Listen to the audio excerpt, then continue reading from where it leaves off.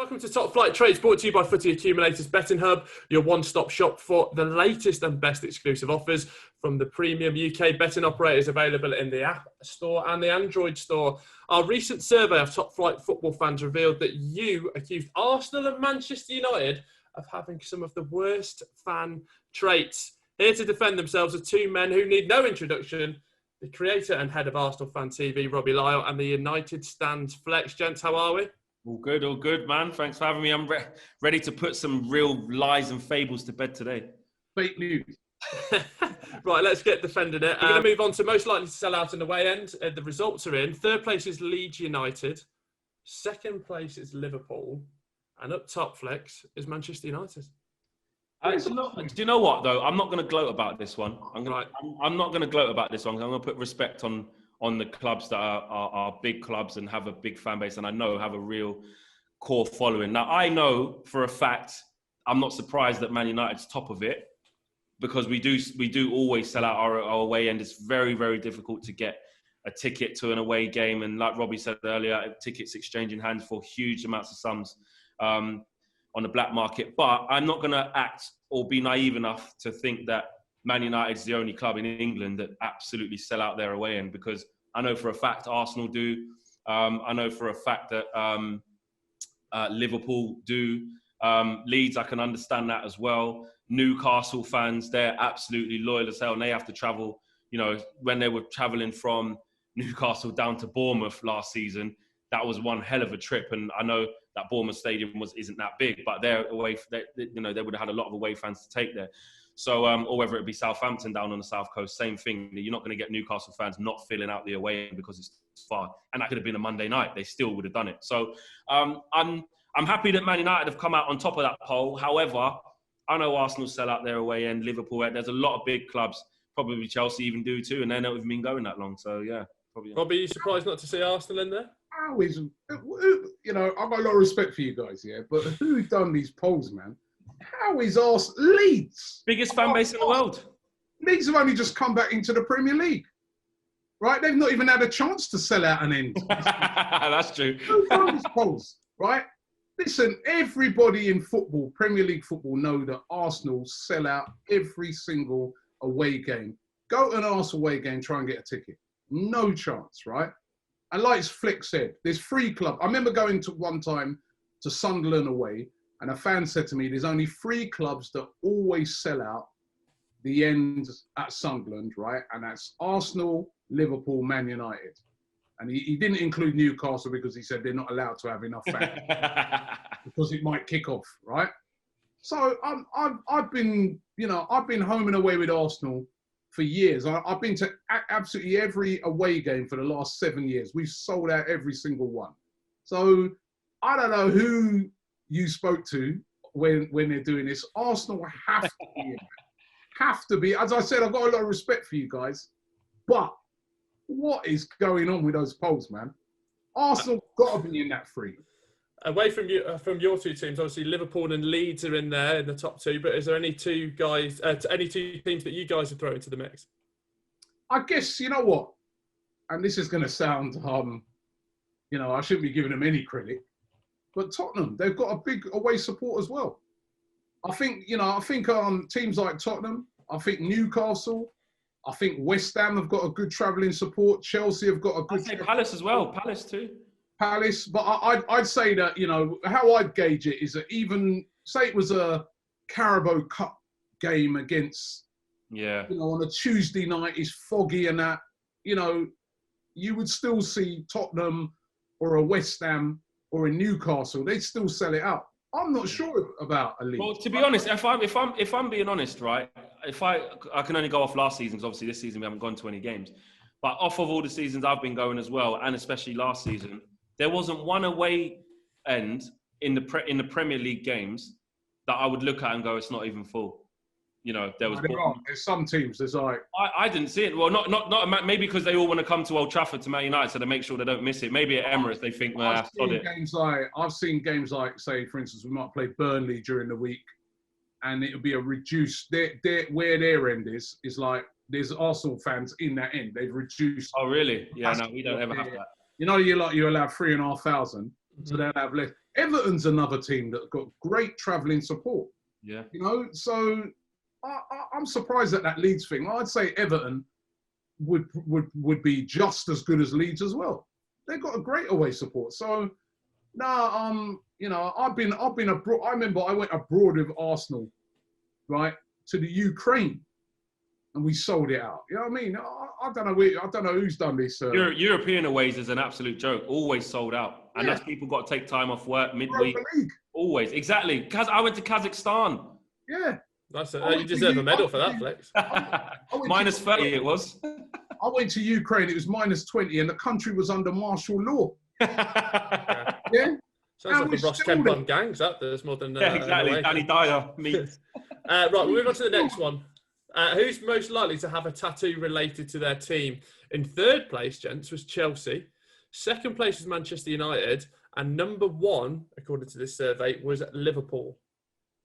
Yeah, I mean, my first thing with that was the Newcastle thing, because Robbie's right. It's snowing, it's freezing. I think it's a Geordie thing. They don't feel the cold, and they're just there to have the best of best times. And you look at what's happened to their club, to be fair. They were in the Championship, right? And they were sold out every game, away games. They got a mad following. Top's always off, going crazy.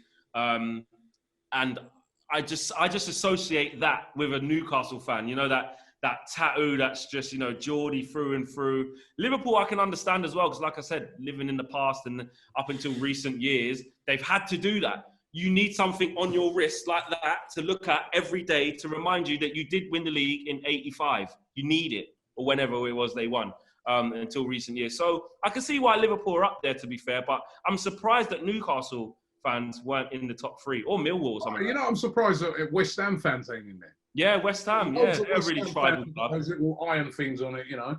So, you know, I'm surprised West Ham fans weren't in there. Could get a couple of ones out the Frosties packs next time. Get them stuck on. Right, let's move on to the next one.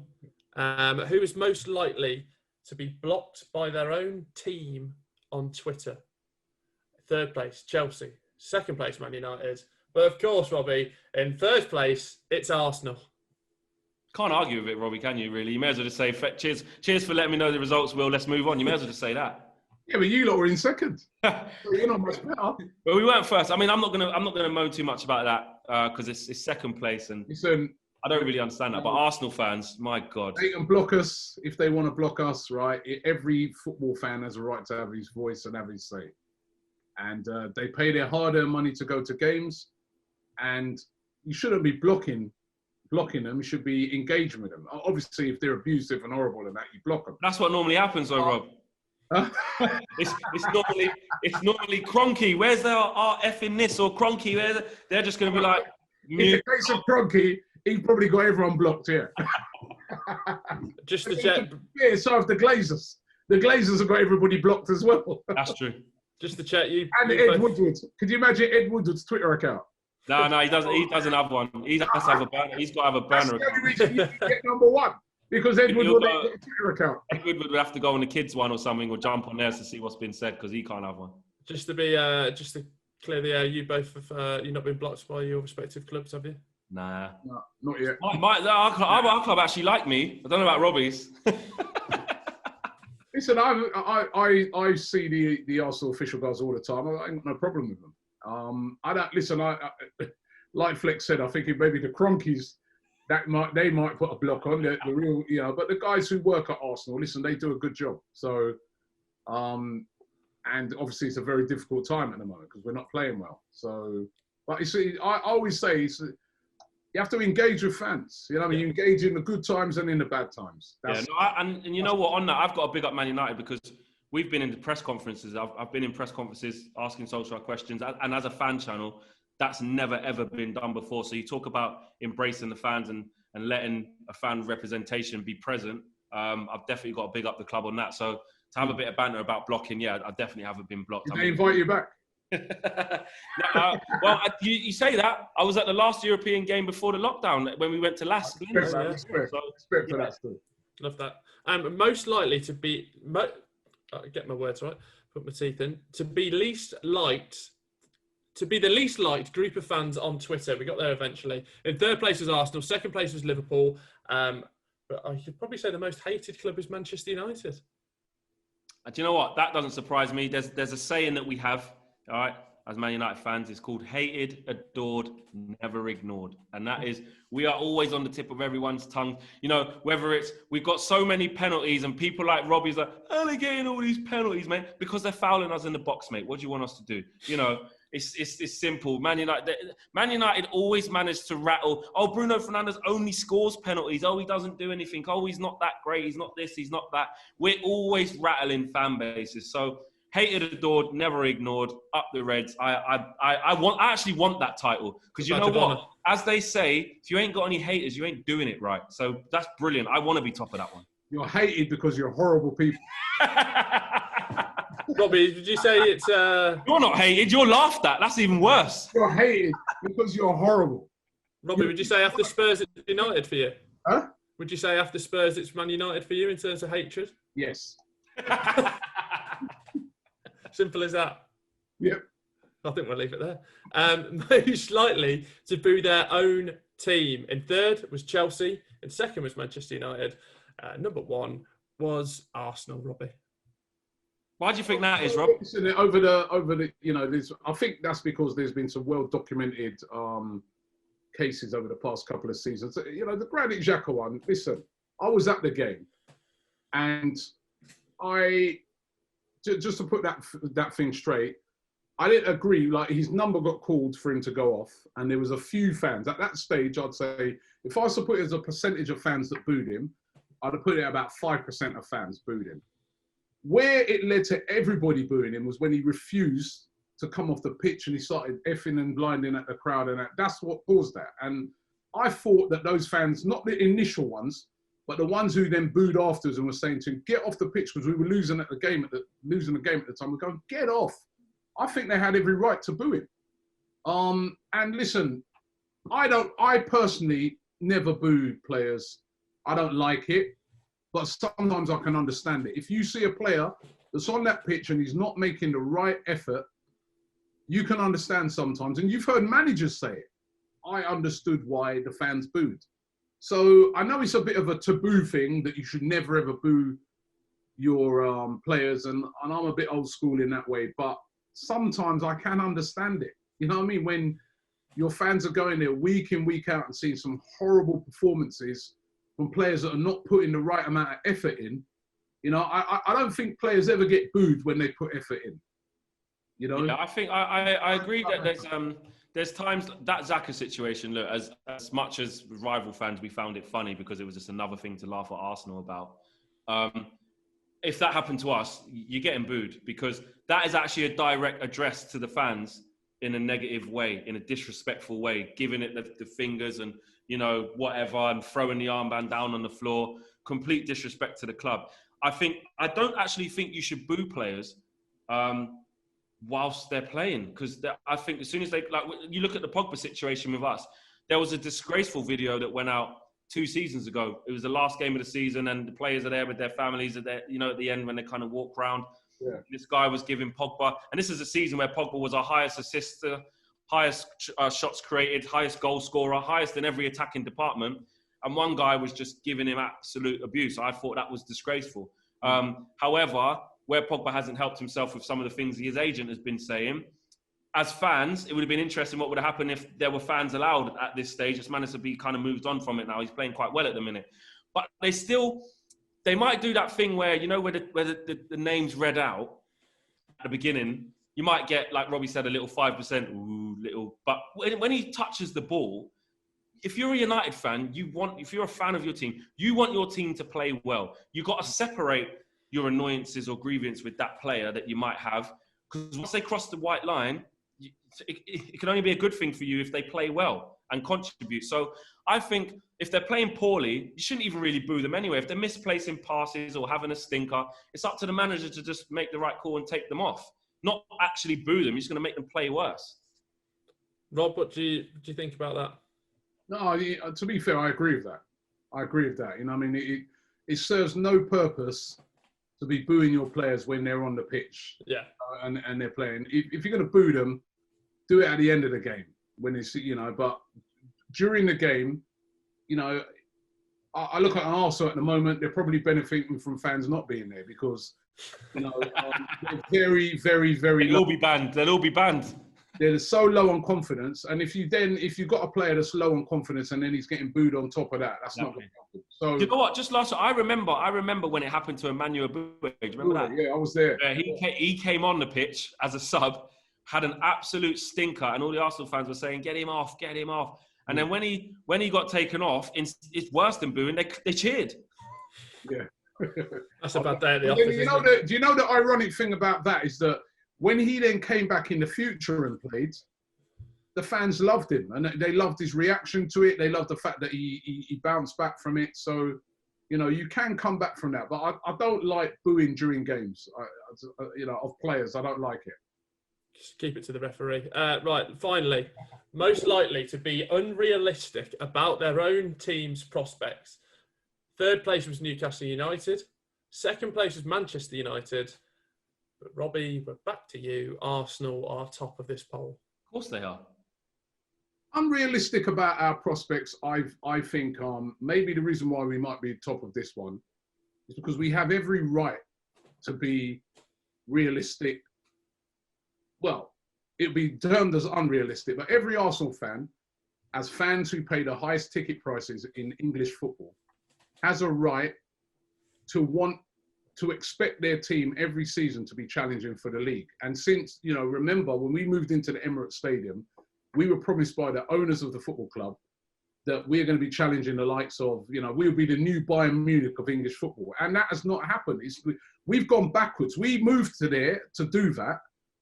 We left from a stadium where we were the Invincibles, where we were challenging for the league every single season, to now go to a new stadium, yes, pay the highest ticket prices, and not be challenging for the league and not be in the Champions League. Now, if after all that, you expect Arsenal fans to be happy with that, or you expect Arsenal fans not to expect, after they were promised that, to be doing those things, well, if we're going to come top of that table, well, let us become top of it. Because I don't think any Arsenal fans being unrealistic when they're expecting the best. We're not a small club. We pay, as I said, the highest ticket prices, not just in English football, in European football. So we expect better. Just put my hand up here for when you're ready. There's nothing wrong with that. There is absolutely nothing wrong with that whatsoever. Go on, Flex.